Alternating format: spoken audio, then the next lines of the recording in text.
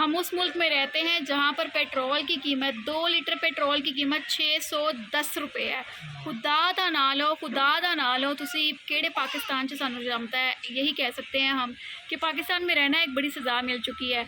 तो खैर यहाँ पर सारी बाहर की आवाम को मैं मुखातिब करना चाहूँगी, वीरे जिथे तुहानू समझ आती है ना कि मैनू एडजस्ट कर सको नाल दा मुल्क छड़ के, मतलब दुबई, सऊदीया, Malaysia, America, UK, Thailand, USA, जेड़े जेड़े मुल्क दे मैनू ना नहीं भी आते ना, किते तुसी मैनू एडजस्ट कर सको तो मैसेज कर दियो, कमेंट्स कर दियो। मैं आप तुहानू अपने पासपोर्ट जेड़े ने भेज दांगी, वीज़ा लवा के मैनू भेजो, टिकट मैं आप खरीद के ना जाके उत्थे कुत्ते नवा लाँगी।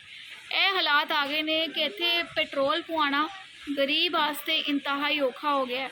गरीब बंदे नू मैं मुखातिब करांगी इत्थे कि जिहदे कोल मोटरसाइकिल है वो 1 लीटर पेट्रोल पवा के ना काम ते जा सकदा है ना काम तो वापस आ सकदा है। मतलब कि अगर उन्हें एक साइड ते जाना है तो वापस आना है तो मोटरसाइकिल जिहड़ी है वो कितना पेट्रोल खाएगी। 450-500 रुपया गरीब बंदे नू चाहिदा। मजदूर दी दिहाड़ी तुसी वधान दा कोई नोटिफिकेशन नहीं रखिया तो तुसी कहंदे हो जी कि पेट्रोल वधा दिया जाए।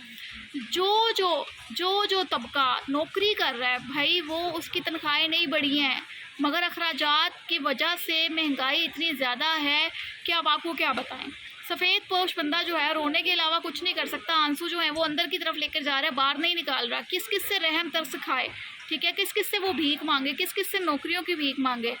ये हालात हो गए हैं। हर बंदे ने डबल डबल नौकरी स्टार्ट कर दी है। इसलिए बेहतरीन यही है बाहर जाके कुत्ते नवा लो, बेहतरीन हल है और इसके अलावा कोई नहीं है।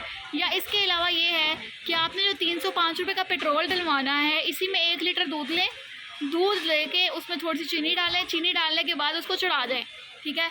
पीने के बाद आपके साथ ये हल होगा कि आप साइकिल ख़रीदें और उसको चलाएं। सेहत भी अच्छी रहेगी, पीने में आपको दूध भी मिल जाएगा तो वॉक भी हो जाएगी।